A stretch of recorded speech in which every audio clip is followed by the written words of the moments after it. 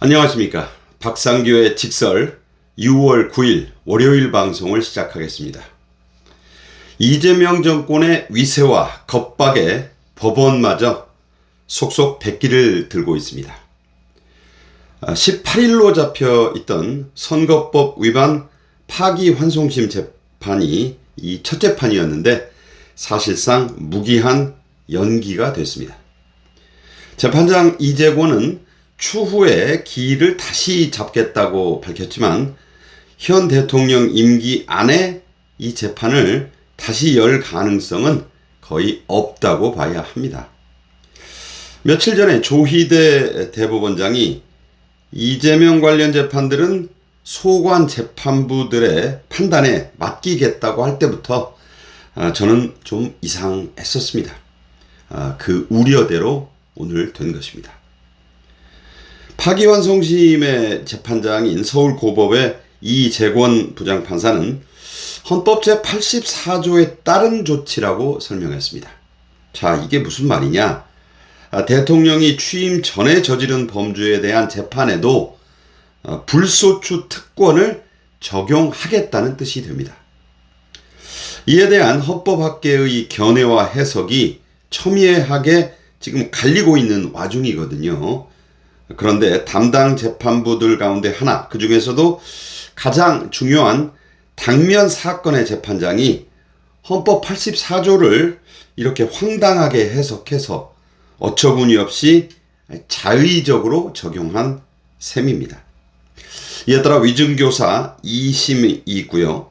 대북 송금, 대장동과 백현동, 성남FC 사건 등 대통령 이재명이 받게 돼 있는 이거 대선 후로 다 연기를 해놓은 것일 뿐이잖아요. 그런 재판들도 줄줄이 이재권 이 부장판사의 결정을 따르게 될 것으로 보입니다.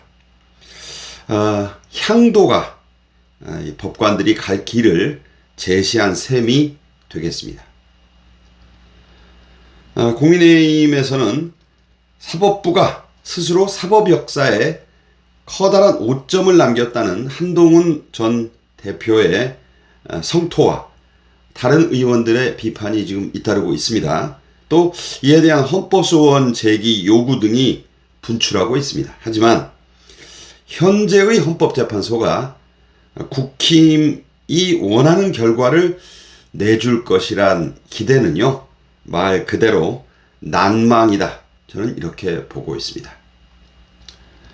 이재명 민주당이 각종 입법 폭탄으로 사법부를 겁박한 결과가 효과를 단단히 발휘하고 있는 셈인데요. 저는 그 중에서도 대법관을 지금의 14명에서 16명을 더 늘려서 4년에 걸쳐 4명씩 한다고는 하지만 어쨌든 대법원마저 장악하겠다는 소위 김용민 법안이 이 대법원은 물론 다른 법관들을 위축시키는데도 가장 큰 역할을 했다고 해석하고 있습니다.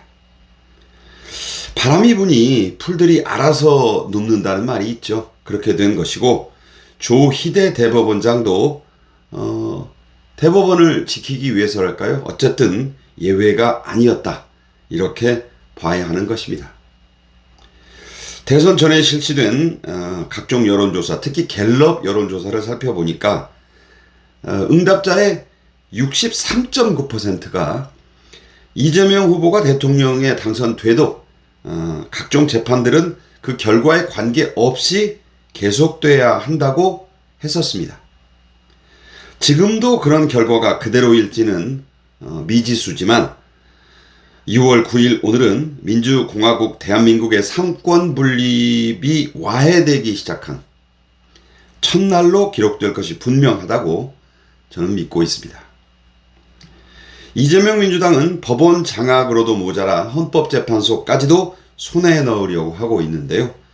그 상징적 조치가 시중에서 이재명 변호사로 통하는 변호사 이승엽의 헌법재판관 임명 시도입니다. 3명의 후보군 중에 집어넣어 놨죠.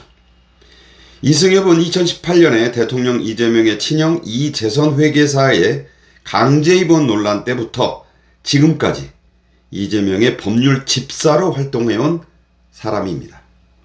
선거법, 위준교사, 대법, 이 불법 송금 재판 등을 다 대리하고 있어요. 그런 이승엽의 헌법재판관 기용은요, 담당 사건의 대리인은 이 헌재 심판을 할 수 없다. 이 회피, 기피 사유다, 제척 사유다라고 한 헌법재판소법 제24조를 명백하게 위반한 것이 확실합니다. 그런데도 대통령실의 한 고위 관계자, 얼마 전에 기자들이 이에 대해서 질문하니까 대체 뭐가 이해 충돌이란 것인지 이해하기 어렵다. 참 적반하장식의 이 황당무계한 답변을 했습니다. 오늘자 국민일보에는 이승엽 변호사가 자신의 헌재 재판관 임명 논란에 대해서 밝힌 입장이 단독으로 실렸습니다. 이승엽은 시간이 지나면 정리될 것이다.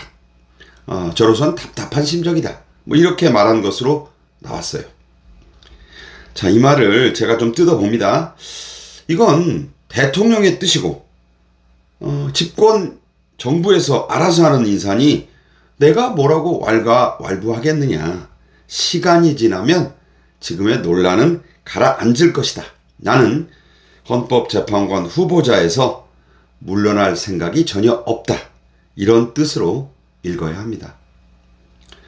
법조계에서는 제대로 셈하면 수십억 원에 이를 것으로 보이는 거액의 이 수임료 대신에 6년 임기에 대한민국 헌법재판관 자리를 대가로 받은 것이나 다름없다고 꼬집고 있습니다. 저도 전적으로 공감하는 바입니다. 만약 이승엽이 헌법재판관에 임명되면 그는 대통령 이재명의 퇴임 1년 후까지도 그 자리에 남아 헌법소원이나 고난쟁의 심판 등으로 그 뒤를 돌봐줄 수가 있습니다. 그때쯤이 되면 재직 경력에 따라 임명되는 헌재 소장 자리를 꿰차고 있을지도 모르죠. 한편 리얼미터가 최근 실시한 대통령 이재명의 국정 운영에 대한 기대감에 대한 여론조사 결과를 제가 봤는데요. 저는 두 가지 핵심 포인트만 짚어드리겠습니다. 먼저 국정 운영을 잘할 것이라는 응답이 58.2%가 나왔는데 이런 수치는 같은 때 조사한 전임 대통령들, 그러니까 윤석열 전 대통령보다는 불과 5.5%포인트만 높고요.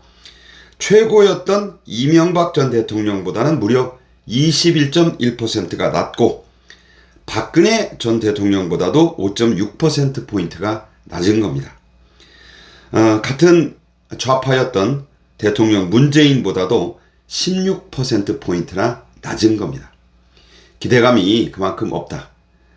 동서로 쫙 갈렸던 지난 대선의 결과도 한 몫을 하고 있다. 저는 그렇게 풀이합니다. 연령별, 지역별로 흥미로운 결과가 있습니다. 지난 대선 결과와 엇비슷했는데요. 특기할 점은 20대의 기대감이 전 연령대들 가운데 가장 낮은 41.3%에 불과했습니다. 20대의 무려 58.7%가 이재명 정권에 기대감이 없다는 응답을 했습니다. 지금까지 박상규의 직설이었습니다. 감사합니다.